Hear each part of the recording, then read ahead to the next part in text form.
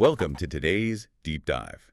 So I want you to just imagine for a second that you are standing on a porch and you're holding a cardboard box. Right, a classic scenario. Yeah, exactly.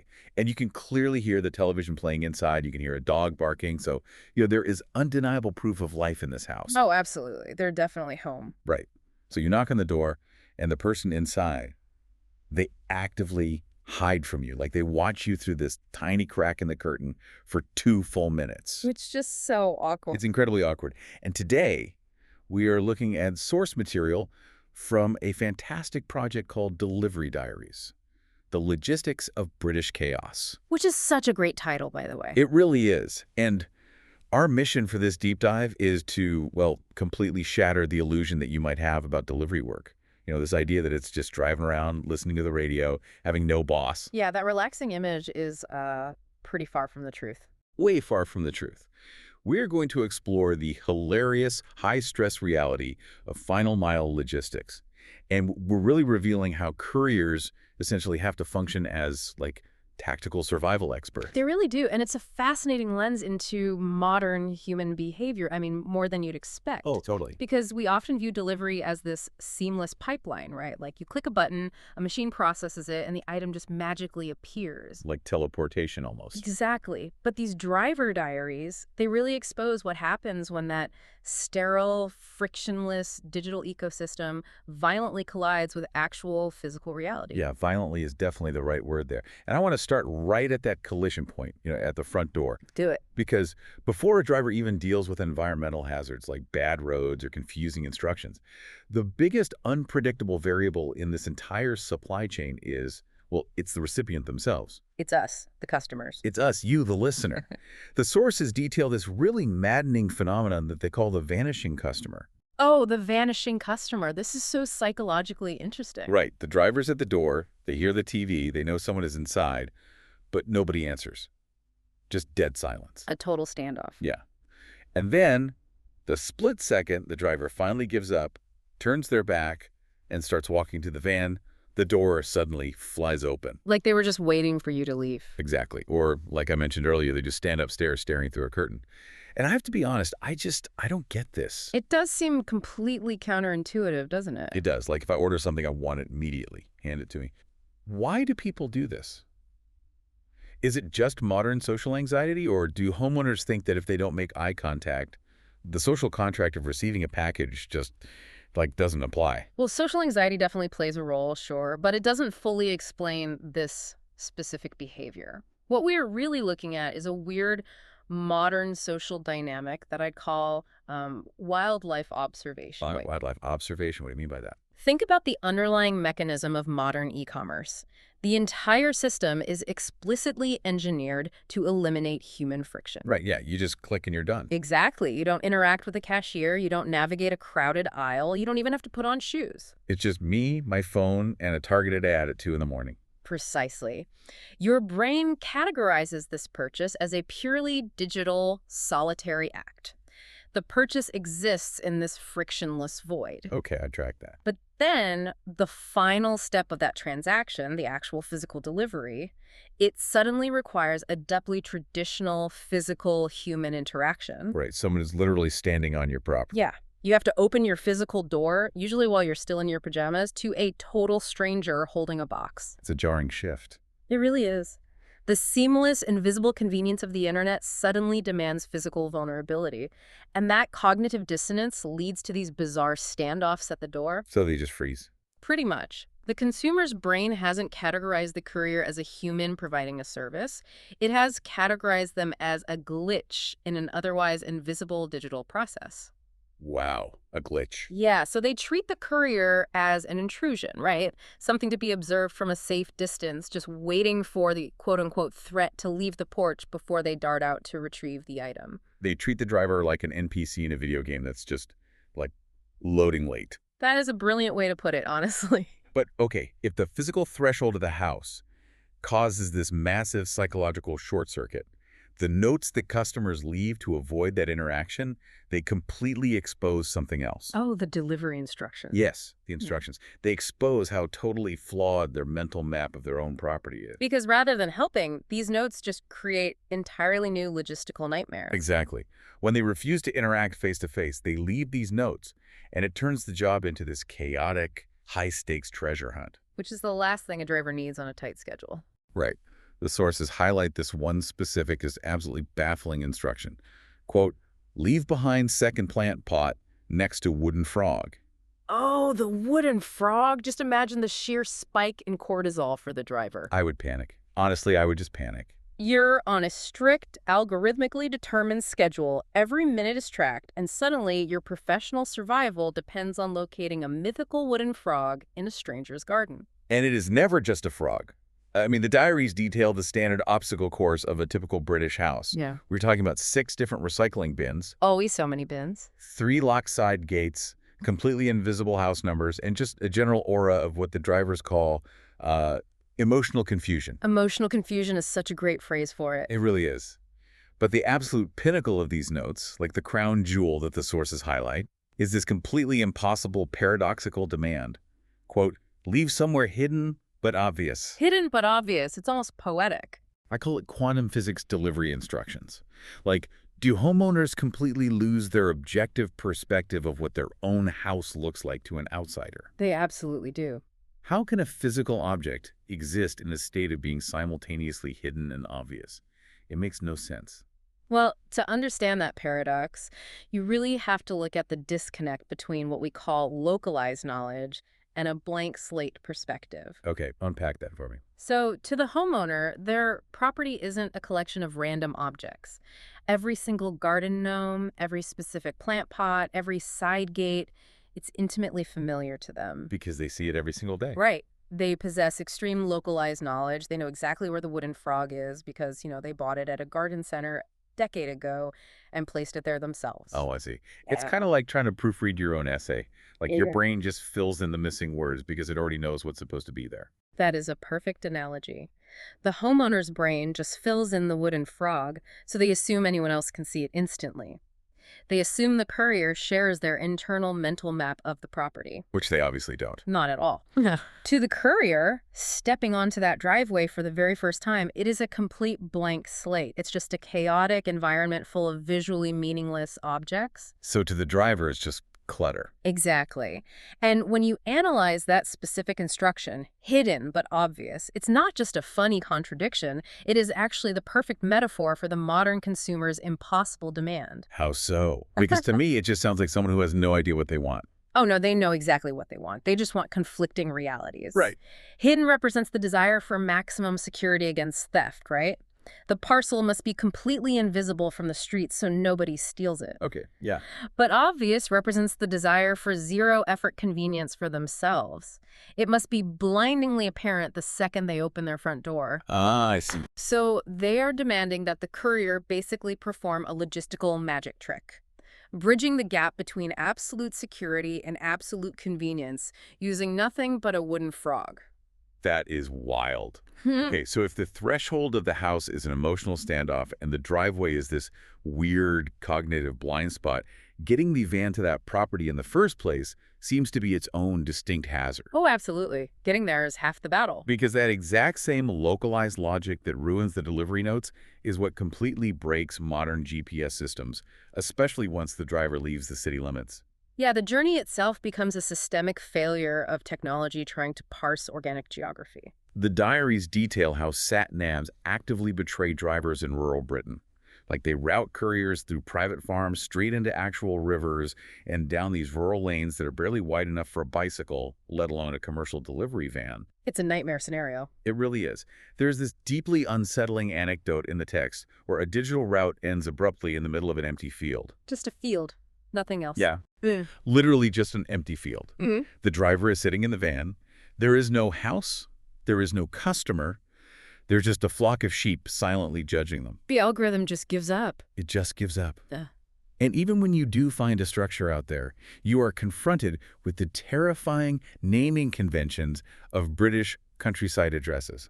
Oh, the cottage names. Yes, The sources list these out, and it's hilarious. You have the cottage, old cottage, new cottage, little cottage, and my personal favorite, the old little new cottage barn. Which is just a nightmare for any database to process. I mean, why can't the computer just figure out where old cottage is? Are we putting too much blind societal trust in these algorithms, or is the map actively trying to sabotage the mission here? Well, the map isn't malicious, but it is fundamentally syntactically incompatible with the landscape. What does that mean, syntactically incompatible? You're basically looking at a clash between rigid systems engineering and organic human history. Modern digital mapping software is essentially a graph database. It relies on structured data, nodes, edges, linear progression. It expects something like 1, 2, 3, 4 Main Street, where distances can be calculated mathematically on a grid. Right, a nice predictable grid where the numbers go up in order. Exactly. But rural British geography is definitely not a grid. Not even close. Those cottage naming conventions, they evolved organically over centuries for locals. They are unstructured historical artifacts. That makes sense. They weren't designed for Amazon. Right. They worked perfectly well 100 years ago when the only people who needed to know the difference between old cottage and new cottage were the villagers who lived there. Or like the local postman who's lived there his whole life. Precisely. Someone who had 30 years of localized knowledge built right into his head. The landscape is relational, right? It's based on landmarks and local history. And a computer doesn't know local history. Exactly. A high-speed global routing algorithm cannot parse colloquial history. So when it tries to overlay a rigid binary digital map onto this deeply organic, historically grown topography, the system just breaks down entirely. Leaving a driver stranded in a field of sheep. Exactly. So when a human worker is constantly trapped between this inflexible algorithm on one side and this totally hostile, incompatible landscape on the other, they basically have no choice but to physically adapt to survival. They absolutely do. It's forced adaptation. And the sources describe these incredible adaptations. They actually call them superpowers that drivers develop after just a few months on the job. Superpowers is a great word for it. We are talking about the ability to identify feeded house numbers from orbit, the ability to park a van at angles that basically defy geometry. The parking is truly an art form. It is. And the sheer physical endurance to survive entirely on gas station meal deals and high-dose caffeine. Which is an impressive biological feat on its own. Truly. But I really want to look at the ultimate driver flex that's highlighted in the sources. The absolute peak of this evolution is a courier carrying 4 parcels, a mobile phone, a scanner, the van keys, and immense stress, all in one single trip from the van to the door. The refusal to take 2 trips. Yes, we all know the concept of the second trip of shame. Like, I absolutely refuse to take 2 trips to bring my groceries in from the car, even if it means I'm literally losing circulation in my fingers. We've all been there. But for me, that's just pure stubborn pride. For couriers, I kind of assumed this extreme carrying capacity was also just human ego at work. Like, I will not let this driveway defeat me. Right, it looks like a funny party trick or an ego thing. Is it not? Is there more to it? Oh, definitely. Ego might be how it feels to the driver in the moment to cope with the stress, but the underlying mechanism is forced, rapid workplace evolution driven by algorithmic pressure. Wait, really? The algorithm makes them do it? Let's look at the metrics. The routing software expects a baseline of efficiency that pushes human physiology to its absolute limit. Right, because they have hundreds of drops a day. Exactly. Every single stop is mathematically timed. Every second spent walking back to the van for a second trip is a flagged metric in the software. It's a delay. Oh, wow. So it's not a bruised ego, it's a professional penalty. Yes.